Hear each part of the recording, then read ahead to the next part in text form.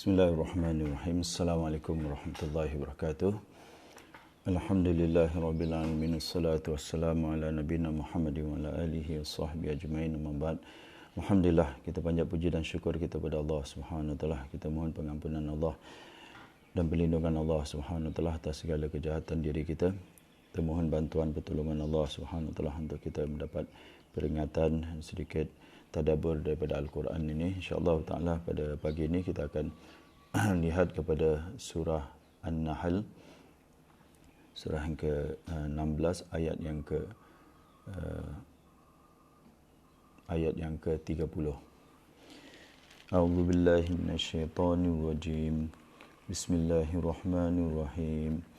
Wa qila lil ladzina ittaqaw madza anzala rabbukum قالوا خيرا للذين أحسنوا في هذه الدنيا حسنة ولدار الآخرة خير ولنعم دار المتقين جنات عدن يدخلونها تجري من تحتها الأنهار لهم فيها ما يشاءون كذلك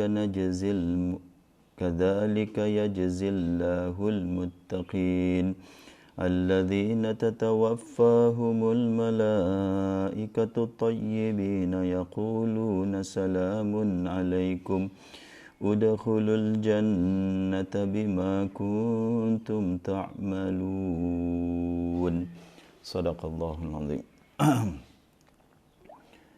Allah Subhanahu wa taala ceritakan pada ayat ke-30 ni sebenarnya sambungan daripada ayat yang sebelumnya. Kalau tuan-tuan ada masa lihat kepada ayat sebelumnya, ini orang-orang musyrik ni, orang-orang kafir, bila dikatakan kepada mereka tentang apa yang diturunkan oleh Tuhan mereka, mereka jawab asatirul awwalin, dongeng saja. Ini cerita dongeng. Ini sambungan daripada kata-kata tu. Adapun orang-orang apabila ditanya kepada orang-orang yang bertakwa, kalau sebelumnya orang-orang musyrik ni dia jawab dongeng, cerita dongeng saja. Al-Quran ni adalah cerita dongeng. Saya teringat tuan-tuan, dulu waktu saya di Singapura sedang kerjakan NS, khidmat National Service, NS. Ada seorang ni ahli surau, ni orang surau. Kita di PTF tu ada surau, dan orang ni selalu dia 5 waktu dia solat di surau. Satu hari tu lepas saya baca Al-Quran, saya letak Al-Quran, saya masih teringat lagi, umur saya 18 tahun waktu itu. Letak Al-Quran di rak-rak, dia akan Ring, kau tahu tak Al-Quran ni apa dalam kandungan di cerita dia? Dia akan banyak cerita dongeng tau dalam Al-Quran. Sampai sekarang saya ingat. Dia kata, moga-moga Allah mengampuni dia dan memberi dia petunjuk hidayah. Dia kata macam gitu. Ni dalam Quran ni banyak cerita dongeng. Saya dengar aje waktu itu, saya pun tak tengok, tak baca dia punya tafsir dia, tak baca dia punya terjemahan pada waktu itu. Baru nak belajar baca Al-Quran, saya dengar aja, tengok macam mana tuan-tuan. Ini yang cakap bukan mak rempit tuan-tuan, bukan budak-budak isap ganja punya, budak-budak kita cakap samsing semua, bukan. Ini yang cakap ni orang masjid ni, kita cakaplah orang surau, orang baik lah, kita panggil istilah kita orang baik. Orang baik cakap Al-Quran cerita dongeng. Banyak cerita dongeng dalam Al-Quran. Tak tahulah apa maksud dia cerita dongeng. Mudah-mudahan dimaksud dia cerita lama lah. Tapi dongeng tu cerita yang palsu lah, cerita bohong lah. Dongeng tu cerita yang bukan reality, bukan betul lah, cerita yang tak betul. Dongeng lah, sebab itu dia nama cerita-cerita dongeng. Jadi itu kata-kata orang musyrik. Kata-kata orang musyrik, Al-Quran ni cerita dongeng. Tapi bila ditanya pula kepada orang-orang yang bertakwa, takwa tuan-tuan, sekali lagi takwa adalah mengerjakan apa yang Allah perintah dan meninggalkan apa yang Allah larang kerana takut akan kemurkaan dan siksaan Allah SWT. Itu istilah taqwa. Wa qila lil ladzina taqaw, bila ditanya orang-orang bertakwa pula, madza anzala rabbukum, apa yang diturunkan oleh Tuhan kamu? Qalu khaira, mereka menjawab khair, kebaikan, baiklah, macam gitulah kita cakap. Banyak kebaikan lah dalam Al-Quran ni. Ini kita muhasabah diri kita, tuan-tuan. Kita ambil pengajaran lah. Not more tu kepada tafsir. Kalau baik ni apa baik? Bila kita cakap baik ni banyak manfaat dia. Kalau dalam ulama kata khairan ni ada hidayah, ada petunjuk, ada rahmat, ada nikmat, banyak sekali lah kebaikan. Senang aja nak cakap bila kita cakap khair ni, baik ni sesuatu yang kita menikmati dia. Macam mana makanan baik, macam mana tempat ni baik. Orang akan cakap baik, tak? Bila kita merasa nikmat dengan benda tu, kita tahu apa benda tu, kita biasalah kalau kita tanya macam mana match semalam, bagus tak? Bagus, best. Kita cakap baik. Kalau kita cakap movie ke apa, filem ke apa, baik. Kalau bagus kita akan cakap baik. Ini secara jujur lah. Kita dengan Al-Quran ni, macam mana kita nak cakap baik? Kalau kita tak faham Al-Quran, tak dengar, macam mana isi kandungan Al-Quran? Baik tak? Power, baik. Apa yang baik? Tak tahulah, aku pun tak tahu apa yang baik. Orang cakap baik-baik aja. Takkan macam kita. Kita secara jujur lah. Apa kebaikan yang kita dapat daripada Al-Quran? Apa kebaikan? Masing-masing boleh jawablah apa kebaikan yang dia dapat daripada Al-Quran ni. Secara jujur, jangan beritahu orang lain lah. Tak perlu beritahu orang lain. Beritahu Allah SWT. Kita secara jujur, kita cakap dalam hati, apa yang aku dapat daripada Al-Quran? Kalau ada jawapan, alhamdulillah. Besar atau kecilnya, kita dapat kebaikan daripada Al-Quran ni. Banyak aku dapat daripada Al-Quran. Macam kita baca, senang aja macam kita baca buku. Bila kita baca buku, macam mana buku ni? Power lah buku ni, baik lah. Dalam dia petunjuk, dalam dia banyak petua-petua, banyak macam-macam lah. Kita akan puji buku tu. Jadi secara jujur Al-Quran dengan kita macam mana? Jangan cakap satu Al-Quran, tuan-tuan. Jangan cakap, ini kita muhasabah diri kita. Jangan cakap satu Al-Quran. Kita cakap je satu surah yang pendek aja. Macam mana surah Wadduha? Apa isi kandungan surah Wadduha? Baiklah isi kandungan surah Wadduha. Apa dia? Aku pun tak tahu. Allah Akbar. Apa yang baik dia isi kandungan surah Wadduha? Boleh terang sikit tak apa isi kandungan? Kalau kita cakap baik ni, bukan dari sudut bacaan dia. Bukan sudut daripada, tapi bila cakap khairan tu, isi kandungan dia. Bayangkan orang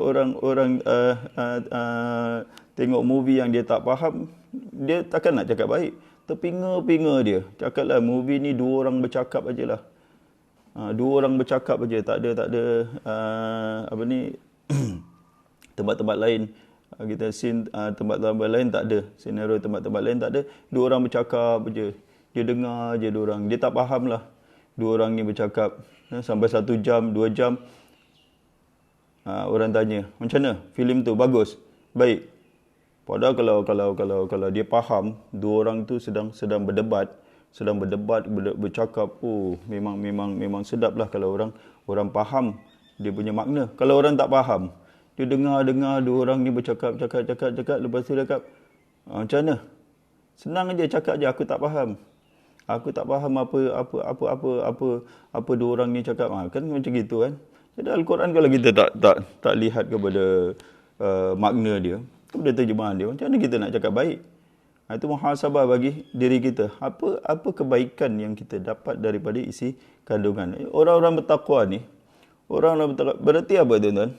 Sebab itu pada permulaan surah Al-Baqarah, hudal lil muttaqin. Al-Quran ni adalah petunjuk lil muttaqin, hidayah. Jadi dia dapat hidayah di dalam dia. Dia dapat guideline, petunjuk, panduan. Dia dapat macam mana nak menjalani hidup dia. Semua terjawab. Apa saja maslahat dia, hajat dia yang dia hajati di dunia ni terjawab di dalam Al-Quran. Itu sampai dia boleh keluarkan kata qalu khaira. Kita kena jujur kepada diri kita. Kadang surah-surah pendek pun kita tak tahu. Jangan cakap aku bukan ustaz, aku bukan ustazah, ini Al-Quran ni bukan diturunkan kepada ustaz dengan ustazah aja. Dia turunkan untuk semua. Kita semua kena faham Al-Quran, bukan ulama-ulama saja, bukan ustaz-ustaz saja. Kita semua kena faham Al-Quran. Level dia mungkin tak samalah. Ulama dengan kita punya level faham Al-Quran memang tak sama. Tapi semua kena memahami Al-Quran sehingga dapat kebaikan. Dan saya yakinlah kalau orang tu ada niat untuk dia faham Al-Quran, untuk dia tahu apa cerita dalam Al-Quran, Allah akan guide dia. Let the Quran do the talking lah, kita agak. Macam orang-orang bukan Islam, kalau dia nak baca Al-Quran, terus masuk Islam punya. Confirm, kalau dia ada minat nak baca Al-Quran aja, sekejap aja dia akan masuk, dia akan masuk Islam. Dia akan masuk Islam bila dia baca betul-betul. Jadi itu satu tuan-tuan, kita muhasabah diri kita. Apakah kebaikan? Sehingga kita boleh baik tu, sehingga kita nak pass around lah. Macam orang yang ikut kelas-kelas tadabbur di mana-mana lah, di kelas-kelas tadabbur, bila dia dapat duduk, dia akan spread, dia nak sebarkan kebaikan tu. Jom datang kelas, pasal dia dah rasa, dia dah rasa nikmat, dia dah rasa nikmat sangat dengan kelas tu. Dia rasa nikmat, dia nak share dengan orang lain. Itu ciri-ciri dia lah, dia dapat kebaikan daripada Al-Quran. Lilladzina ahsanu fi hadhihi dunya hasanah. Bagi orang yang ahsanu, orang yang berbuat baik. Berbuat baik, ahsan ini berbuat baik, kata ulama, dalam ibadat dia. Dia baik dalam dia berbuat kebaikan, dia baik dalam ibadat dia, dan baik juga dengan hamba. Fil ibadat, fil ibad. Dua ciri ni. Dalam ibadat dia kepada Allah Subhanahu Wa Taala, dia baik, dan dalam hubungan dia dengan manusia pun dia baik juga. Dengan manusia pun baik, dia dengan Allah baik, dua-dua ahsan, nak kena dua-dua, tak boleh satu saja. Dengan manusia dia baik. Sebab itu solat ada zakat. Solat itu kita dengan Allah Subhanahu Wa Taala, zakat kita dengan manusia. Dua landasan ni, baik kepada Allah dan baik kepada manusia. Di dunia ni dia akan beroleh balasan yang baik juga, hasanah. Di dunia dia akan dapat balasan yang baik. Jangan ingat di dunia ni dia tak dapat balasan. Allah simpan di akhirat. Tak, di dunia dia ada balasan. Macam-macam lah kebaikan. Macam-macam kebaikan yang dia dapat, ketenangan, ketenteraman, hidup dia baik, rezeki dia luas. Apa saja kebaikan di dunia, kita cakap apa saja kebaikan, terutamanya rohani lah. Terutama dia rohani dia. Orang menjadi orang yang tenteram, menjadi orang yang fikir tentang akhirat, tempat dia kembali. Jadi di dunia dia akan beroleh kebaikan, waladarul akhiratu khair. Akan tetapi Allah cakap, sesungguhnya balasan di akhirat. Akhirat tu kita cakap alam terakhir lah. Kita ni berapa alam kita dah melalui. Alam roh kita dah selesai. Kemudian alam kandungan kita pun dah selesai. Sekarang ni alam dunia. Alam yang terakhir itulah adalah alam akhirat. Dunia ni sekejap lagi kita akan tinggalkan dan kita akan masuk kepada alam akhirat. Dan alam yang akhirat itu alam yang terakhir. Dah tak ada, kita akan negeri lah. Negeri akhirat ni tak ada negeri lagi selepas negeri akhirat. Negeri dunia ada lagi. Alam apa ni? Alam roh. Selepas alam roh, alam dunia, kemudian alam akhirat. Itu negeri akhirat, negeri yang terakhir sekali. Di sana tu Allah cakap balasan di sana khair. Lebih baik lagi. Lebih baik daripada apa yang dia dapat di dunia ni. Wala ni'mad darul muttaqin. Dan itulah sebaik-baik, senikmat-nikmat negeri bagi orang yang bertakwa. Sini belum sebab itu dia tak boleh jadikan matlamat dia dunia ni. Dunia bukan matlamat dia. Pasal ada lagi tempat destinasi yang dia nak bagi. Macam seorang itu dalam perjalanan nak ke KL. Dia akan stop di R&R untuk makan, minum. Jangan dia habiskan duit dia bawa duit dia semua, dia habiskan. Seronok betul lah R&R ni, aircon lah, ada Burger King lah, ada itulah, ada Ramly Burger lah, ada macam-macam lah, Dunkin Donuts lah. Habiskan semua dia punya duit dia di situ. Haburkan semua duit dia. Kita kata, kita belum sampai lagi tempat itu. Kita nak ke KL sana lagi destinasi kita, tujuan kita KL, bukan tujuan kita R&R. Jadi dunia ni macam kita punya R&R lah. Dunia ni sementara saja. Jangan habis-habis di dunia ni. Kita ada akhirat. Sana lebih baik lagi. Sana lebih baik. Dah dapat nikmat di dunia. Allah kata mereka akan dapat kebaikan di dunia ni. Tapi di sana lebih baik. Allah jelaskan sedikit saja, satu ayat saja. Jannati adnin. Untuk mereka, ini sedikit saja Allah bagi gambaran, syurga Aden, syurga yang kekal yang mereka akan memasukinya. Yadkhulunaha, mereka akan memasukinya, tajri min tahtial anhar, yang mengalir beberapa sungai. Bayangkanlah tuan-tuan, lahum fiha ma yashaun, dan mereka akan di dalam syurga itu mereka akan dapat apa saja yang mereka kendaki. Apa saja terfikir pada fikiran mereka akan dapat apa yang mereka minta, ataupun apa yang terlintas di kepala saja, terlintas je. Dan contoh tengok burung, ni ulama cakaplah dalam kitab tafsir, tengok burung di atas, baguslah kalau burung ni, aku nak makan burung percik lah, bukan ayam percik lah, burung percik. Pasal ikut selera kita lah, kita bukan Mak Saleh, kita suka makan percik-percik punya. Jadi kata ulama akan disembelihkan burung tu dan akan dimasak secara percik macam dulu yang dia suka dia di dunia. Apa saja dia nak. Bayangkan kita tinggal seminggu lah cakap, di offer tinggal di resort. Resort dengan ada dia punya swimming pool, dengan ada dia punya sungai, dengan ada dia punya laut, dengan ada facility, semua sekali ada. Makanan, apa saja yang kita nak, menu, apa saja for free aja. Free. Tinggal di resort tu ada segala. Allahu Akbar. Baru seminggu saja. Kalau dia offer ke, dia offer kita untuk tinggal dengan segala facilities, Allahu Akbar. Kita dah tak boleh tahan lah. Kalau saya lah, bila dia offer, Ustaz nak tak seminggu ni Ustaz tinggal di mana lah yang tempat baik pun.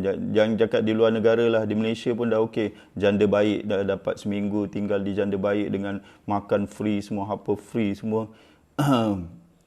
Allahu Akbar. Itu baru di dunia. Sebab itu Allah cakap di sana tu selama-lama. Kadzalika yajzillahul muttaqin.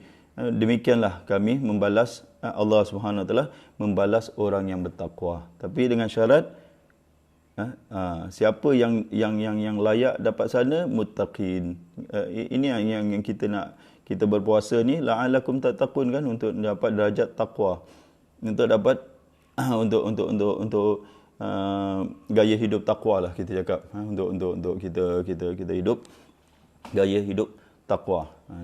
Dalam kehidupan mereka ni, mereka hidup gaya, sekarang ada gaya hidup sihat, gaya hidup ni macam-macam gaya hidup lah, tapi yang tak ada gaya hidup takwa. Patut MUIS kalau di sana lah, atau Jabatan Agama ni kena promotekan, kena buat kempen gaya hidup, bukan gaya hidup sihat, gaya hidup takwa. Ini yang susah ni. Gaya hidup takwa, yang siapa yang nak promote, yang promote ni mesti orang bertakwa juga. Kita sendiri tak bertakwa, macam mana nak promote gaya hidup takwa? Jadi mereka dapat. Itu yang kita cakap. Ya jazillahul muttaqin. Demikianlah Allah membalas orang-orang yang dulu di dunia hidup mereka ni, gaya hidup mereka ni adalah gaya hidup orang-orang yang bertakwa. Dan Allah ceritakan alladzina tatawaffahumul malaikatu tayyibin. Macam mana mereka cara mereka meninggal dunia. Ini takwa ni mereka lakukan kerana akhirat, kerana Allah Subhanahu Wa Taala, kerana akhirat. Jadi dia punya kesan dia atau dia punya keputusan dia datang tu bila nak mati. Kita nak tahu amalan kita diterima atau tidak. Sekarang ni jangan berbangga-bangga sangatlah dengan amalan kita. Jangan kita menunjuk-nunjuk sangatlah dengan amalan kita. Pasal apa? Keputusan belum keluar lagi. Adakah amalan kita diterima oleh Allah SWT? Tak tahu. Kita pun tak tahu. Kita hari semalam berapa hari? Sekarang dah masuk hari ke berapa? Ke-6. Kita berpuasa. 5 hari yang lepas tu dah diterima tak puasa kita? Wallahualam, kita tak tahu. Tak ada orang dapat keputusan lagi. Solat kita solat tarawih, dah berapa malam kita solat tarawih. Terima tak Allah terima? Kita harap Allah terima, tapi keputusan belum keluar. Bila keputusan dia? Bila nak mati baru tahu. Allahu Akbar. Ini yang menakutkan kita, tuan-tuan. Bila nak mati baru tahu keputusan kita, semua amalan kita diterima ke tidak. Ini dia Allah cakap, mereka yang bertakwa ni,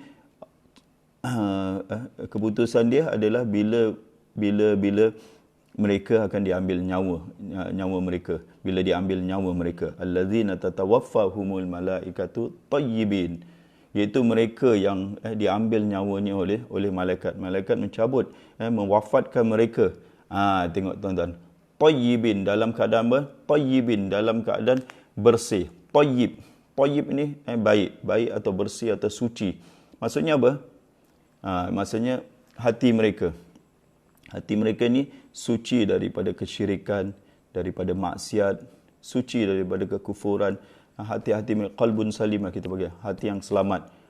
Dalam ayat yang lain Allah guna qalbun salim. Ini di sini adalah tayyibin dalam keadaan baik ataupun suci. Diri mereka ni suci. Macam mana nak dapat kesucian ni, tayyibin ini?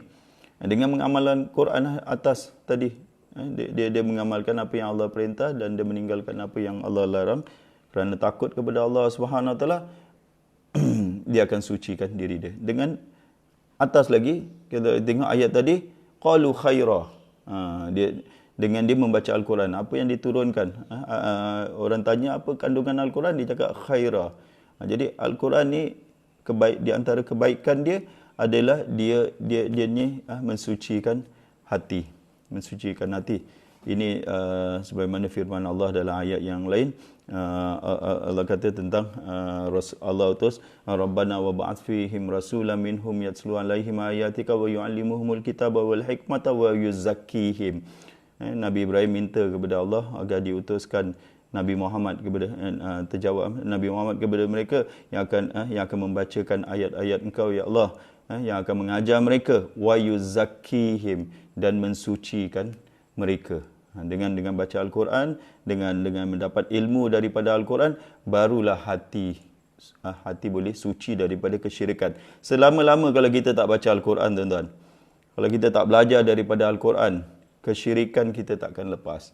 Kekufuran, kemaksiatan ini tak akan lepas. Pasal kita tak balik kepada kita kata kitab yang dapat mensucikan kita. Apakah kita yang dapat mensucikan kita? Adalah Al-Quran. Dalam ayat yang lain Allah kata syifa'ul lima fis sudur. Syifa, dia adalah obat bagi penyakit hati ni.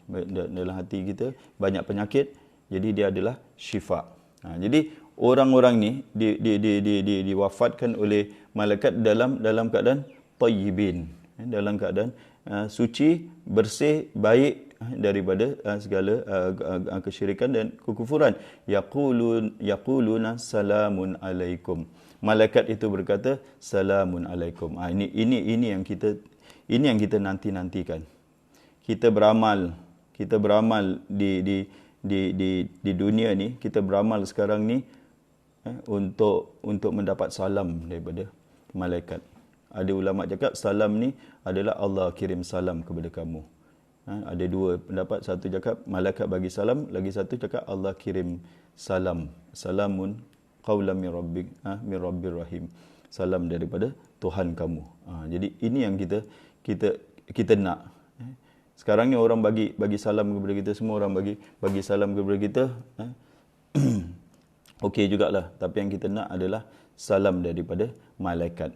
Jangan sampai bila nak mati je malaikat tak bagi salam dengan kita. Bila tak bagi salam kepada kita, maka nyanyilah kita, kita akan binasalah kita, akan diseksa kita. Ini salam. Salam maksudnya apa? Selamatlah kamu daripada perkara yang tidak kamu ingini. Daripada perkara yang tidak diingini, perkara yang kamu benci. Allahu Akbar. Bila roh keluar tu dalam keadaan selamat tu tuan-tuan, Allahu Akbar.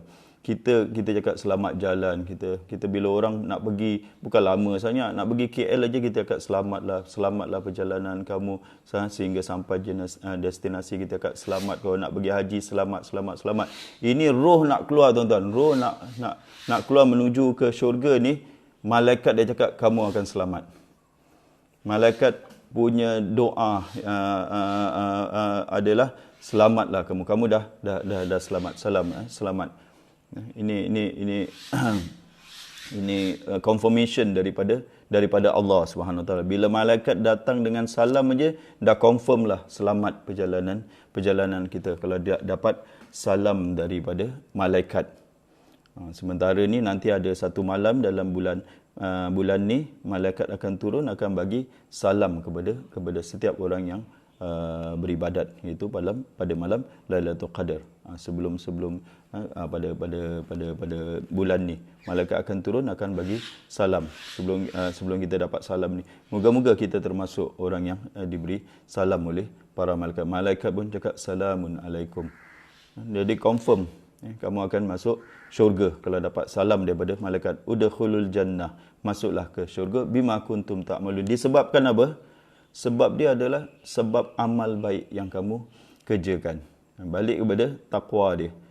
Takwa dia mengerjakan apa yang Allah perintah dan meninggalkan apa yang Allah larang. Jadi bukan saja-saja dapat masuk syurga. Di sini Allah kata bima kuntum ta'malun, disebabkan amalan kamu. Jadi sekarang ni cita-cita kita adalah untuk beramal. Jangan cita-cita kita untuk dunia. So, dunia ni bukan tujuan kita, bukan cita-cita kita. Cita-cita kita adalah akhirat. Cita-cita kita adalah syurga. Jadi kita belum sampai destinasi. Jangan jangan habis-habis untuk dunia. Kita habis-habis untuk dunia. Duit kalau ada banyak, cakaplah seorang ada banyak duit, 100-200 ribu dalam bank. Dia fikir dunia aja. Dapur aku nak renovate lah. Gitu. Pintu aku ni nak tukar lah. Itu dia fikir semua dunia aja tuan-tuan. Kalau dia ada duit, dia fikir dunia. Kalau dia sihat pun dunia juga. Mana nak melancong, mana nak begini. Kita tak haram lah, tapi maksudnya tujuan utama dia semua dunia. Kalau diberi kesihatan, dihabiskan untuk dunia. Kalau diberi kekayaan, dihabiskan untuk dunia. Kalau diberi apa saja kenikmatan, dihabiskan untuk dunia. Macam tadi yang kita cakap, tempat arah, dia habiskan semua tenaga dia, semua dia punya kekayaan, duit dia semua tempat R&R. Untuk apa? Ni sekejap aja, lepas ni makan sebiji burger dah cukup lah, terus kita jalan. Tak perlulah nak habis-habis duit sini. Jadi dia akan habiskan masa, kekayaan dia, apa saja anugerah Allah Subhanahu Wa Taala di dunia, untuk dunia. Itu tak dapat ayat ni tak. Ayat ni orang ni apa saja masa, kalau dia ada masa, kalau dia ada tenaga, kalau dia ada wang, kalau dia apa saja untuk akhirat. Kita mohon, cakap senang tuan-tuan. Kita mohon Allah Subhanahu Wa Taala beri kita taufik dan hidayah untuk kita beramal. Bima kuntum ta'malun. Jadi ini tak bertentangan dengan ayat, dengan hadis yang cakap kamu takkan masuk syurga dengan amalan kamu. Jadi ini sebab je tuan-tuan. Sebab. Kerana kata Syekh Sa'di, dengan sebab ni dia dapat rahmat Allah. sebab dia beramal. Sebab dia masuk syurga dengan dia beramal. Dengan dia beramal tu baru dia dapat rahmat Allah. Bukan cakap tak perlu beramal. Kita masuk syurga ni dengan rahmat Allah. Kita perlu beramal. Kita perlu kan dengan amalan tu. Sebab itu dalam ayat yang lain, wattaqullaha la'allakum turhamun. Bertakwalah kepada Allah. Kerjalah apa yang Allah perintah dan tinggallah apa yang Allah larang. La'allakum turhamun. Moga-moga kamu mendapat rahmat Allah. Dengan rahmat Allah baru masuk syurga. Itu dia. Jadi ayat yang walaupun pendek ni tuan-tuan, memberi kita banyak pengajaran, terutama kita dengan Al-Quran. Kita dengan Al-Quran berapa jujurnya kita, secara jujur kita tanya kepada diri kita, apa kebaikan yang kita dapat daripada Al-Quran ini, sehingga kita nak sebarkanlah kebaikan Al-Quran ini. Moga-moga Allah Subhanahu Wa Taala beri kita taufik dan hidayah, apalagi dalam bulan Ramadan ni. Syahrul Ramadan, Syahrul Quran, adalah bulan Al-Quran. Jadi kita